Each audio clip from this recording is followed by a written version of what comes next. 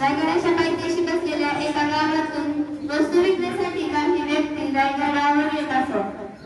त्यातील एक स्त्री म्हणजे हिरकणी होती. मी दररोज गायीचे दूध काढत व गडावर विकण्यास येत. त्यातून मिळणाऱ्या पैशातूनच माझा उदरनिर्वाह होत असत. एके दिवशी माझे बाळ थोडेसे अस्वस्थ होते, त्यामुळे मला गडावरती येण्यास थोडासा उशीर झाला. त्यामुळे माझे दूध काही विकले गेले नाही. त्यामुळे मला खूप दुःख झाले. त्यामुळे मला सूर्यास्त झालेला समजलाच नाही. जेव्हा मला सूर्यास्त झालेला समजला तेव्हा मी महादेवाच्या दिशेने धावत गेले. पण बघते तो पाहते काय दरवाजा तो बंद झालेला होता. मी सेवकांना म्हणाले की मला जाऊ द्या, माझे बाळ अस्वस्थ आहे व तुम्ही एकटे आहे.